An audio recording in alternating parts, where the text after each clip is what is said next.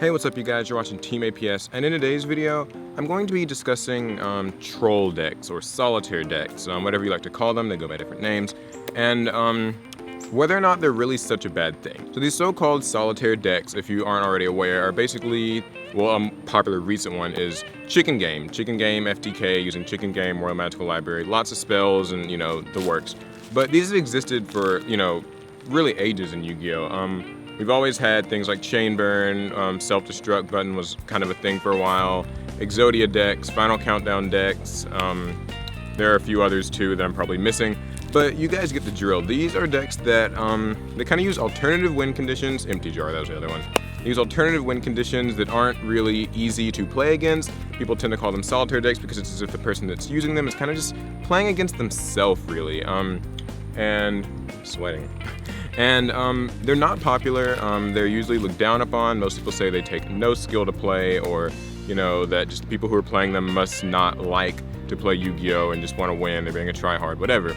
And don't get me wrong, I'm not a fan of these decks. I don't play them. I've never really been a fan of playing them, and I don't like losing to them at all. But the interesting thing is, I think that they do actually have a good place in Yu-Gi-Oh! And I think that to some degree they are healthy, buzzword I know, for the game, and not degenerate, also a buzzword. So why exactly? Well, I think that the thing is, decks like Chain Burn, decks like Chicken Race FTK, they force people to run kind of odd, maybe suboptimal cards in anticipation of them. So, if you're siding Royal Decree, you'll need that against, say, Chain Burn, or, when Frog FTK, that's another great example of one, was really popular, people had to side cards like Hain Wada against it, because if you didn't have the Hain Wada, then you were going to lose and just take all the burn damage. And it's unfortunate, but that's kind of how it is. And so now we've got, Chicken Game, which is a popular new one, and it's kind of forcing people to have to side, those same types of cards, because if you don't have that one crucial, otherwise bad, but in this case crucial card, then, that's just kind of it. You're going to lose. And people don't like that, but I think that it's actually a really good way to kind of keep us honest, if you know what I mean. So basically, despite the fact that you've got your side deck ready for like Necroz and Ritual Beasts and Shaddolls and I guess like Cosmos or whatever, you've got your Iron Walls, you've got your Mistakes, you've got your this and that, you kind of have to have these alternative cards ready for these strategies, and you have to be really familiar with these matchups. It forces you to actually learn about these decks, because I read an interesting article by a really good player, Fraser Smith. You might know about him. And this was like a couple years back, where he was basically just saying, the real crutch of a lot of these troll decks or solitaire decks is you not knowing the matchup. So, they kind of bank on you not knowing what card you're supposed to be stopping in, say, Chain Burn, or what the important thing is. And so, when you're facing these decks, if you know the right card to say use that Effect Veiler on, or the right thing that you should be using Solemn Warning against, or like, when you should chain your trap stun, for example, then you do a lot better against the decks, and they can oftentimes crumble.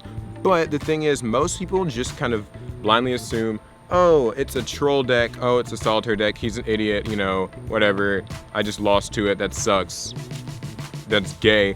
But the truth is, learning those matchups is important, and siding those crucial cards is important. And so for that reason, I actually think that these decks do bring an interesting element of, sort of honesty and it's sort of like a check, there's this meta, but then you've also got this, weird sort of left field strategy type of thing. These things that you don't know when you'll see them, but you can usually be sure that you will see them at a large event. You got to expect that one Chain Burn player, that one Chicken Game player. I was talking to one of my friends the other day, and he was just like, yeah, I might just go to YCS Dallas and just run, Chicken Race, because whatever, I don't care. So an interesting thing about these decks, though, is that they don't actually usually end up winning or even topping very much at events. So this is important because, when you look at the top 32, it's still, Necroz and Saturnite, Burning Abyss, whatever the top decks are, and that's how it's always been. You might randomly see the one Chain Burn player, you might randomly see, the one Magical Explosion or Final Countdown deck that managed to get in.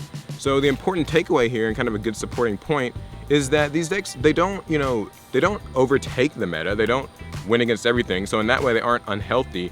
It just shows that there are people who are unprepared, and that these decks, if you are not careful and prepared, can, sneak a win out of you. And so, the fact that they don't win that much means you can't really, you know, hate them all that much either.